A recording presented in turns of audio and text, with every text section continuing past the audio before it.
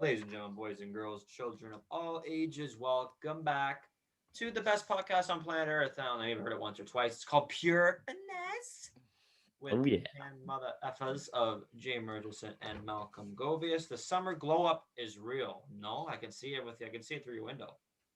Yeah, there's no sun actually. This is just the ring light going here. Yeah, I room was thunder. Whatever. yeah, I'm just gonna be honest for the fans, all 25 of them watching today, that there is no sun right now. It's very cloudy, it's very dark.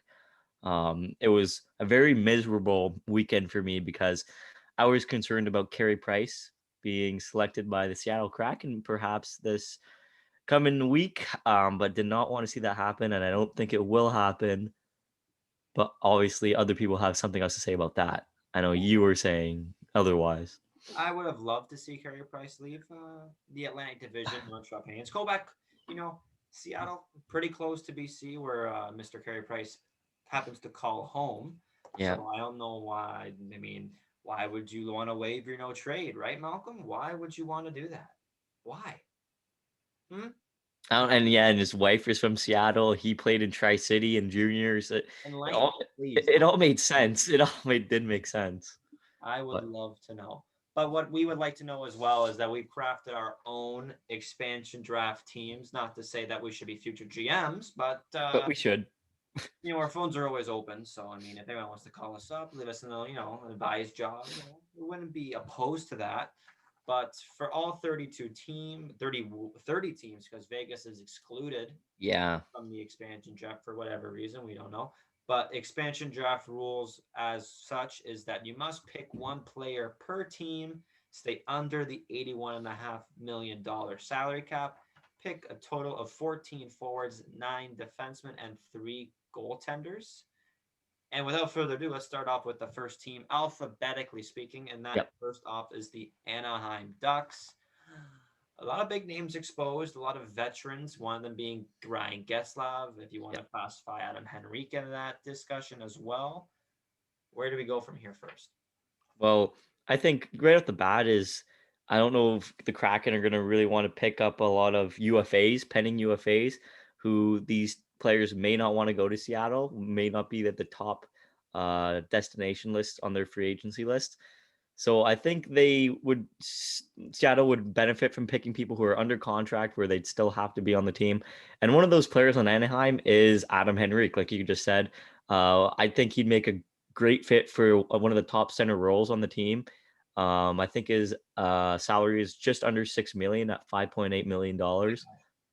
Yeah, so I think Adam Henrique would be a great fit, and especially for a lot of teams that do lack that center depth, just getting a good guy right up there with experience. He's played for the Devils, he's played for the Ducks now. Um, I just think he'd be a great addition at the center position for the new team. I'm going on the blue line. Guy I picked up in free agency last year, Kevin Shattenkirk. Okay, yeah, Could be probably I project him being the first line right defenseman for Anaheim, $3.5 million cap hit, and he's under contract for a couple more seasons, having a free agency of 2023. So good veteran D man, never hurts, especially now in the NHL. After you saw what happened in the playoffs, you need good, solid defensemen to get you far in the playoffs. Thanks Toronto, appreciate it. But yeah, Shattenkirk gonna be the first player picked in the expansion draft, first player ever for the Kraken. No big deal. The no, they do Arizona have one player already actually. next. They don't have any of their core players aren't protected, obviously, for obvious reasons. So they don't have a whole lot of depth. So where do we go from here? Are we looking like down the road rookie player, or are we looking at a veteran again? For Arizona, I was kind of thinking of for a younger guy. I wasn't really looking at the veterans at this position. I was looking at Tyler Pitlick actually on the right wing. His contract's at $1.75 million.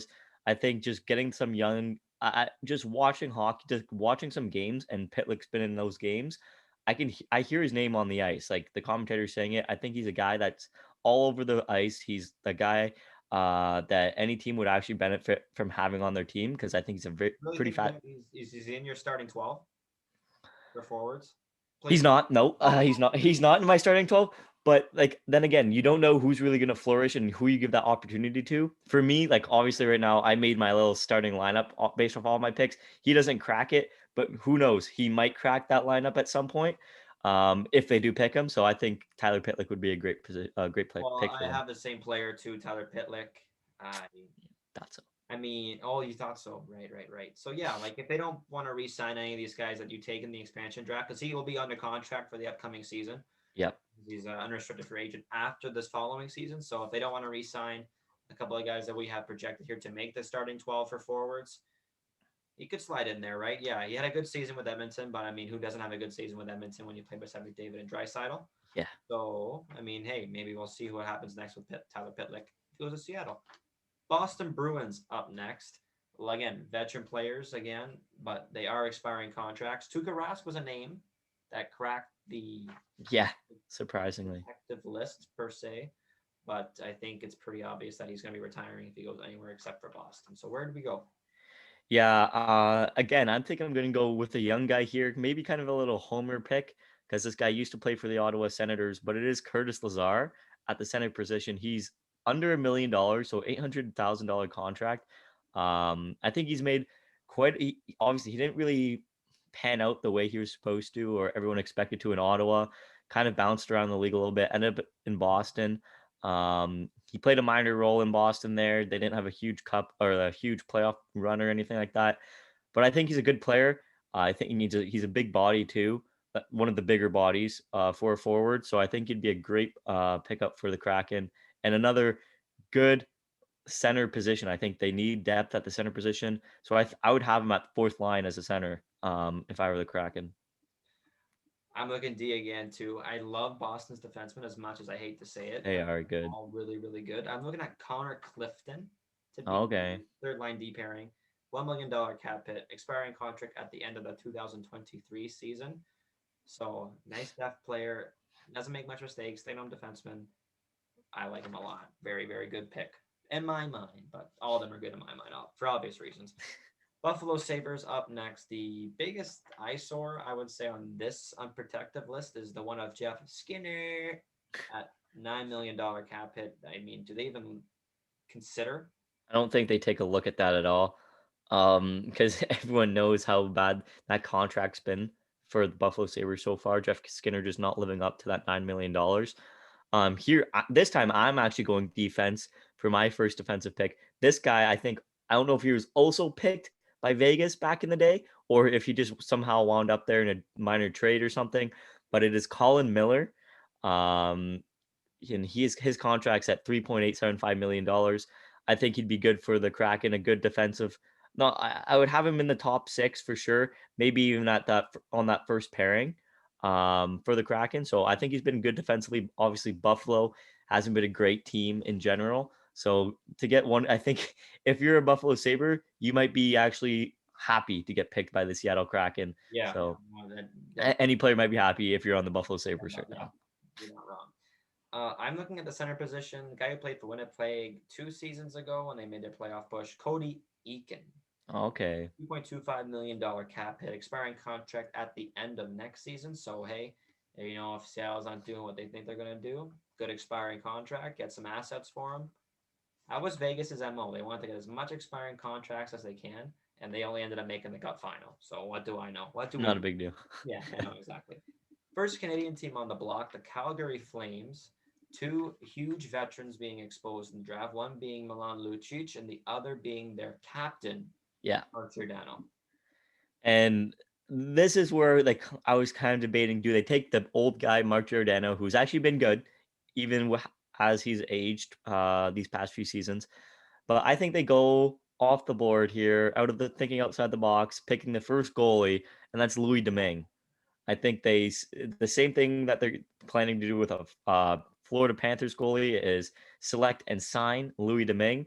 I don't think even I think he'd be battling for that number two position really as a backup goalie for this team. So I think they'll go off the board outside the box and pick a goalie here. I think they're doing exactly what everyone thinks they're going to do and pick Mark Giordano, $6.75 million cap hit, expiring contract. So he's probably going to be one of the biggest trade bait guys if they're not doing as well as we think that they want to do. But he's going to be the guy, he's going to be the face of the franchise to start off the season.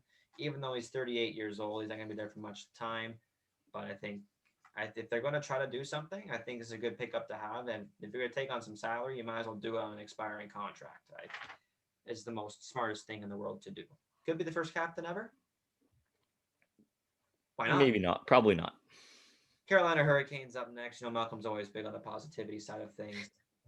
Nino Niederreiter, big name, has a good role with the team, but I was left exposed due to the depth that they have. And Dougie Hamilton, although he's Yeah. a free agent, so it's kind of signifying he's not going back to Carolina. So where do they go? Do they go offense or do they go defense? I think they go offense here, and you just said it. Nino Niederreiter, I think, is a very clear pick here for the Carolina or for Seattle from Carolina.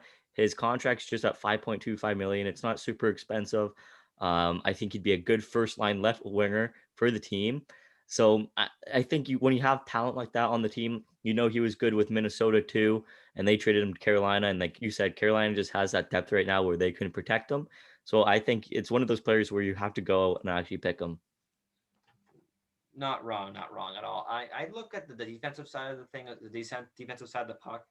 Not Dougie Hamilton, but a young player who, if you're looking at World Junior Hockey, Jake Bean, who I like. Okay, I thought you were going to say someone else. No, $853,000. He isn't a restricted free agent for this free agency period, but he played a significant role for Carolina in the playoffs last year and the year. And young player, so he doesn't have. I don't have him starting in my defense right now, but there are some free agents that we've picked that couldn't re-sign with Seattle. But Jake Bean is a solid player and can definitely start in the NHL and play good minutes without a question. The Chicago Blackhawks next on the list. There's really not a whole lot of eye-popping names No. for this one, but I think we have the common denominator, and that's in the crease. Exactly. And that's exactly where I'm going to. Three picks apart, and they're in what I think is going to pick two goalies. And this one is Malcolm Subban, $850,000. Like I said, he's probably going to be this other guy fighting for that number two position with Louis Domingue, in my opinion, in the crease. And he hasn't been super amazing or anything. He played with Vegas. He played with Chicago. He's played with Boston.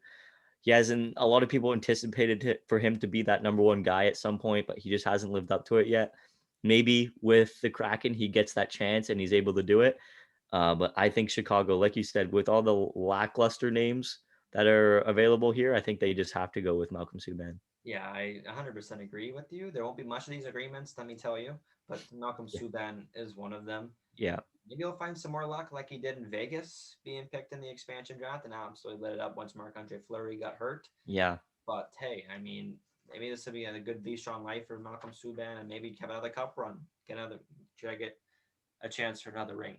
One of the best teams. I cannot wait to see who picks from Seattle's point of view, and that's the Colorado Avalanche, where there's a lot of names where you can go with in terms of where you want to go. You have Landeskog, Brandon Saad, who are both free agents, Donskoy, JT Compher, Matt Calvert, Pierre-Edouard Bellemare, Patrick Nemeth, Devin Dubnyk, who also is a free agent, but Malcolm.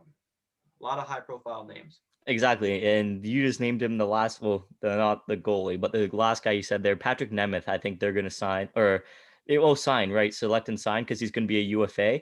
So that's why I think they're going to pick up a big defenseman. He's a big body back there. He obviously cracks that top six forward, or top six for me, honestly, forward defensive position. So like you said, there's a lot of names there. Like Landeskog could be a name that you pick up, but like anyways, the contract negotiations, and he was asking with Colorado, he was asking for 8 to 9 million. I don't think Seattle would be willing to give him 8 to 9 million. If they do come to terms with a contract, if they picked Landeskog, so that's why I'm going defense here and he's picking going them. to Toronto, so it's just you can save your breath. Don't worry about Yeah, it. they like wasting their money. Right. So my guy pick for Seattle is Jonas Donskoy, $3.9 million, a UFA at the end of 2023. Good playoff for Colorado, even though that's not the end result that they wanted to have. Multiple power play goals, plays pretty much everywhere on the ice for Colorado. Swiss Army knife in some sense. So I really like Jonas Donskoy. He's going to flourish there too in Seattle, where he can play alongside some good players, where there's going to be a bunch of them, I think, because it's going to happen a lot. What do you see with all the players that they pick? Columbus up next. The biggest name on the board, Max Domi. You know him a lot from Montreal. Yeah, and I think they are going to pick him. And a reason why is maybe not because of his play, but the marketability. When you're looking as a new franchise, you want to be able to get some of these popular players too, so you can attract some fans. Max Domi, I think, is one of those guys. And like in Columbus, he didn't have a great season, right? He didn't really flourish after his kind of almost breakout season with Montreal the year before. So he really stepped down. He did not play as good as everyone hyped him up to play. Hopefully, he gets that chance with the Kraken here. I think it's just a clear cut decision here. For they do have other options here, but $5.3 million for a very marketable player, I think they have to pick Max Domi. I'm gonna agree with you on this pick too. I think Max Domi is kind of itching to get out of Columbus too. He's kind of in the Yeah, doghouse with John Tortorella, even though he's not there anymore. But he really did not see the uh, kind of jump that you wish you saw that he had in Montreal once he got dealt away. Where he kind of Montreal, he had an identity. That's what I'm yeah, looking for. He he had a did. role. He does not really have a role in Columbus. No. And I think he needs a new leash on life in Seattle. And yeah, $5.3 million UFA after the end of the season. So another expiring contract if they're looking to get some assets back in return. Dallas up next. A lot of people are talking about Ben Bishop's name being on the block on the protective list. Are you going goalie? I'm not going goalie. Ben Bishop's had his injuries.